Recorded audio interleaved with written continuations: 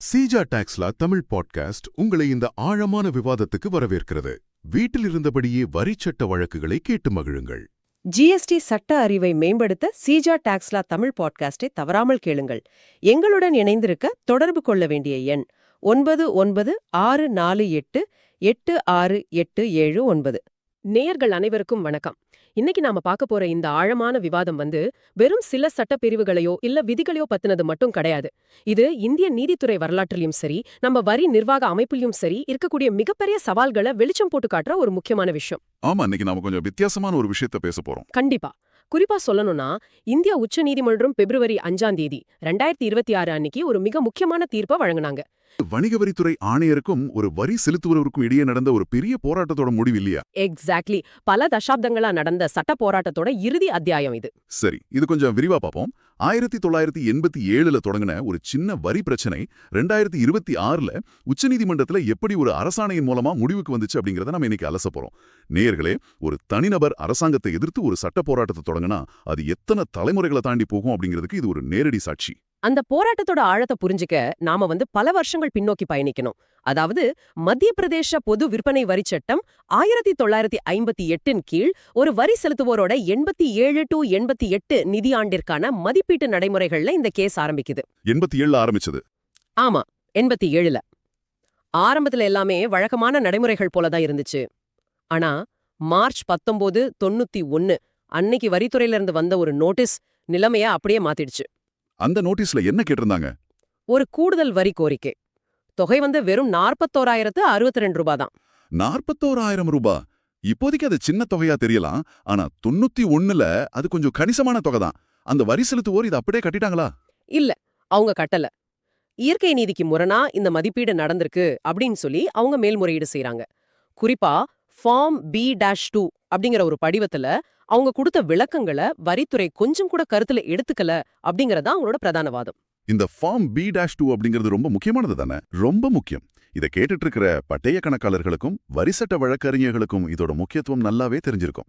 பழைய விற்பனை வரி முறையில சில குறிப்பிட்ட வரி விலக்குகளை கேட்கறதுக்கு இந்த படிவம் ரொம்பவே அவசியம். அப்போ அந்த வரியில விலக்கு கேட்கறதுக்கான டாக்குமெண்ட் அவங்க கொடுத்திருக்காங்க. ஆமா, வரி செலுத்துவோர் முறையா சமர்ப்பிச்ச அந்த ஆவணத்தை மதிப்பீட்டு அதிகாரி முற்றிலுமா புறக்கணிச்சுட்டு வரியை விதிச்சிருக்காரு.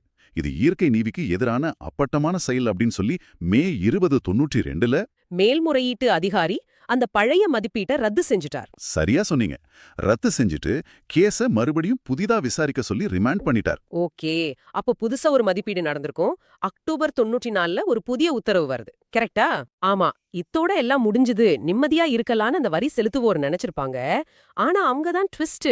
3 வருஷம் கழிச்சு, அதாவது மார்ச் 97ல 3 வருஷம் கழிச்சா? ஆமா, மத்திய பிரதேச சட்டத்தோட பிரிவு 19(1) கீழ் மறு மதிப்பீடு செய்யறதுக்கு, அதாவது ரீஅசஸ்மெண்ட் பண்றதுக்கு ஒரு புது நோட்டீஸ் வருது. அதோட உச்சகட்டமா டிசம்பர் 26, 98ல ஒரு உத்தரவு பிறப்பிக்கிறாங்க. இந்த முறை எவ்வளவு வரி கேட்டாங்க? அந்த 41,000 அப்படியே இருந்துச்சா? அங்கதான் அதிர்ச்சியே.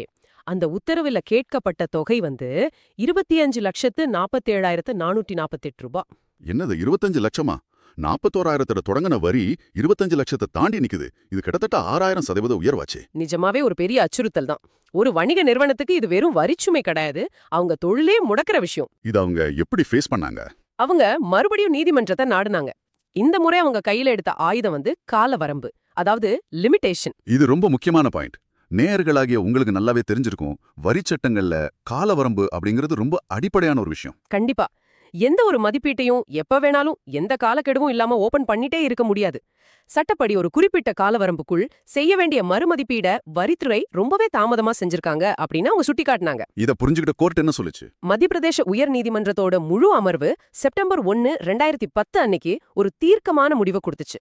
இந்த மறுமதிப்பீடு காலாவதியான பிறகு செய்யப்பட்டது அப்படின்னு சொல்லி ஒட்டுமொத்த நடவடிக்கையும் ரத்து செஞ்சுட்டாங்க. சூப்பர். அப்போ அதோட அந்த கேஸ் முடிவுக்கு வந்திருக்கணும். ஆனா அரசு தரப்பு அதை உயர் நீதிமன்றத்தோட விட்டுடல. அவங்க நேரா உச்ச நீதிமன்றத்துல மேல்முறையீடு செய்றாங்க. இங்கேதான் விஷயம் மிகவும் சுவாரஸ்யமாகுது.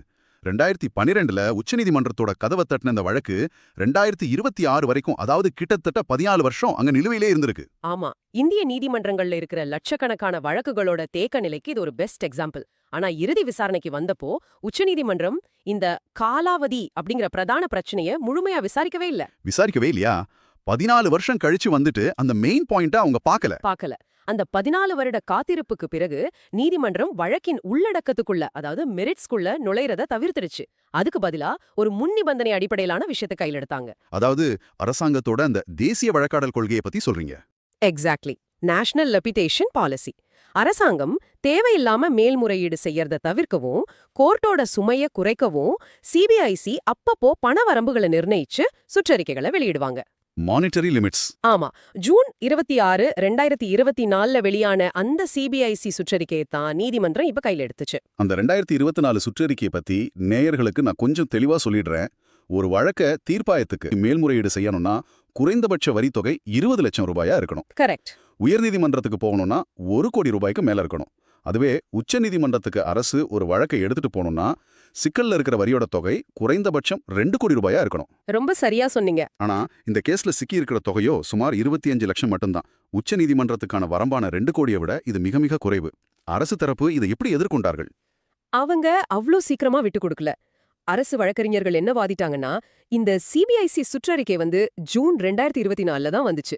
ஆனா எங்க கேஸ் 2012லயே ஃபைல் ஆயிடுச்சு. அதனால இந்த சுற்றறிக்கையை இனிமேல் வரப்போற புது கேஸ்களுக்கு மட்டும்தான் பொருந்தும், நிலுவையில் இருக்கிற பழைய கேஸ்களுக்கு பொருந்தாது அப்படின்னு வாதிட்டாங்க. இது வழக்கமா அரசு தரப்புல வைக்கிற வாதம் தான். சுற்றறிக்கை ப்ராஸ்பெக்டிவ் தான், ரெட்ரோஸ்பெக்டிவ் கிடையாதுன்னு சொல்றது. அந்த சர்க்குலர்ல மேல்முறையீடுகள் தொடரப்படக்கூடாது, அதாவது ஷுட் நாட் பி பர்சியூட் அப்படிங்கிற வார்த்தை இருந்துச்சு. இத வெறும் டிக்ஷனரி மீனிங்ல பார்க்காம சட்டம் இயற்றுபவர்களின் நோக்கத்தை நீதிமன்றம் பார்த்தது.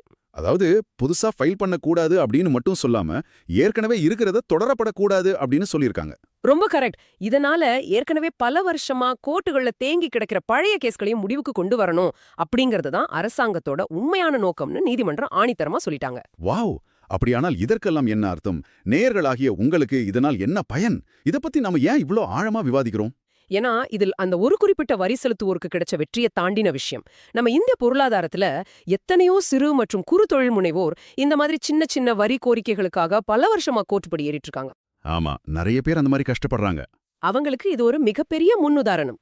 உச்ச நீதிமன்றத்தோட இந்த தீர்ப்பு மூலமா 2 கோடி ரூபாய்க்கு குறைவான வரி பிரச்சனைகளுக்காக அரசு தரப்பால் தொடரப்பட்டு பெண்டிங்ல இருக்கிற ஆயிரக்கணக்கான வழக்குகளை மொத்தமா முடிச்சு வைக்கிற ஒரு வலிமையான சட்ட ஆயுதம் இப்ப கிடைச்சிருக்கு. இது ஜிஎஸ்டி வழக்குகளுக்கும் பொருந்துமா? நிச்சயமா. சிஜிஎஸ்டி, எஸ்ஜிஎஸ்டி, ஐஜிஎஸ்டி என எந்த பிரிவா இருந்தாலும் இந்த வரம்பு பொருந்தும். நேர்களே, இதை கவனமா கேட்டுக்கோங்க. வரித்துறை உங்களுக்கு எதிராக உச்சநீதிமன்றத்தில் மேல்முறையீடு செஞ்சிருந்து அந்த வரித்தொகை 2 கோடிக்கு குறைவா இருந்தா நீங்க இந்த 2026 பிப்ரவரி 5 வெளியான தீர்ப்பை காட்டி உங்க கேஸை ஈஸியா முடிக்க முடியும். ஆமா, அது ஒரு பெரிய ரிலீஃப். ஆனா அதே சமயம் உச்ச நீதிமன்றம் இந்த கேஸ்ல அந்த சட்ட கேள்விய தீர்த்து வைக்கல அப்படின்னு சொல்லிருக்காங்களே, அதை நம்ம கவனிக்கணும். ஓ, அந்த லிமிட்டேஷன் பத்தின கேள்வியா? ஆமா. சட்டத்துறையில இருக்கிறவங்களுக்கு இது ஒரு முக்கியமான நுணுக்கம். உச்ச நீதிமன்றம் இந்த வழக்க தள்ளுபடி செஞ்சதுக்கு காரணம் அந்த பண வரம்பு மட்டுமே. 97ல செஞ்ச மறுமதிப்பீடு காலாவதியாலதா இல்லையா அப்படிங்கிற அந்த அடிப்படை சட்ட பிரச்சனைக்கு கோர்ட் தீர்ப்பு வழங்கல. அப்போ அந்த சட்ட கேள்வி அப்படியே தான் இருக்கா? எதிர்கால வழக்குகளுக்காக அதை திறந்து வச்சிருக்காங்க, அதாவது கெப்ட் ஓபன். நாளைக்கு இதே லிமிட்டேஷன் பிரச்சனை ஒரு 5 கோடி ரூபாய் மதிப்புள்ள கேஸ்ல வரும்போது அப்போ உச்சநீதிமன்றம் அதை ஆழமா விசாரிச்சு ஒரு இறுதி முடிவை வழங்கும். எக்ஸாக்ட்லி. ஆனா இந்த குறிப்பிட்ட வரி செலுத்துவோரை பொறுத்த வரைக்கும் இந்த போர் முடிஞ்சது. ஆமா, போர் முடிஞ்சது, வரி செலுத்துவோர் ஜெயிச்சிட்டார். நேயர்களே, இந்த முழுமையான விவாதத்திலிருந்து உங்களுக்கு சட்டத்தோட செயல்பாடுகள் பத்தி ஒரு தெளிவான புரிதல் கிடைச்சிருக்கும் நம்புறோம். ஆனா விடைபெறுவதற்கு முன் நீங்கள் சுயமாக ஆராய்ந்து சிந்தித்து பார்க்க வேண்டிய ஒரு ஆழமான கேள்வியை நான் முன்வைக்க விரும்புறேன். சொல்லுங்க. அரசாங்கம் தன்னோட நேரத்தையும் வழக்கு செலவையும் மிச்சப்படுத்தணும் அப்படிங்கிறதுக்காக 2 கோடிக்கு குறைவான கேஸ்களை கைவிடுறது சரி. தேசிய வழக்காடல் கொள்கை மூலமா தேவையற்ற வழக்குகளை குறைக்கிறது வரவேற்கத்தக்கதுதான். ஆனா மறுபக்கம் கொஞ்சம் யோசிச்சு பாருங்க. 87ல மதிப்பீடு செய்யப்பட்டு 91ல நோட்டீஸ் 2026ல உச்சநீதிமன்றத்துல வழக்கு முடியற வரைக்கும் சுமார் 39 வருஷமா இந்த 25 லட்சம் ரூபாய்க்காக ஒரு வரி செலுத்துவோர் நீதிமன்ற படியேறி இருக்காரு. பல இரவுகள் தூக்கத்தை தொலைச்சு தன் வாழ்நாளோட ஒரு பெரும் பகுதியை இந்த சட்ட போராட்டத்திலேயே கழிச்சிருக்காரு. கேட்கவே ரொம்ப கஷ்டமா இருக்கு. நீதி அப்படிங்கிறது வெறும் சிக்கல்ல இருக்கிற பணத்தோட மதிப்பு மட்டும் பொறுத்ததா, இல்ல அந்த நீதியை பெறுவதற்காக ஒரு மனிதன் செலவிடும் காலத்தை பொறுத்ததா? காலம் அப்படிங்கிறது பணத்தை விட விலை மதிப்பற்றதல்லவா? தாமதிக்கப்பட்ட நீதி மறுக்கப்பட்ட நீதிக்கு சமம்னு சொல்லுவாங்க. 39 வருஷத்துக்கு பிறகு தொகை குறைவு அப்படிங்கிறதால வழக்கு தள்ளுபடி செய்யறோம் அப்படின்னு சொல்லும்போது அந்த வரி செலுத்துவோருக்கு கிடைத்தது நீதியா இல்ல வெறும் விடுதலையா? இது நீங்கள் சுயமாக ஆராய வேண்டிய ஒரு கேள்வி. சட்டமும் நீதியும் கைகோர்த்து பயணிக்க வேண்டியதன் அவசியத்தை உணர்த்தும் மிக ஆழமான சிந்தனை இது. வரி நிர்வாகம் அப்படிங்கிறது வெறும் வருவாயை வசூலிப்பது மட்டும் கிடையாது. அது குடிமக்களின் உரிமைகளையும் அவங்க காலத்தையும் மதிக்க கற்றுக்கொள்ளணும். இது சிஜா டாக்ஸ்லா தமிழ் பாட்காஸ்ட், உங்கள் GST legal learning partner. GST சட்டம் பேசும் உங்கள் தோழன். எங்களுடன் இணைந்திருக்க தொடர்பு கொள்ள வேண்டிய எண் 9964886879.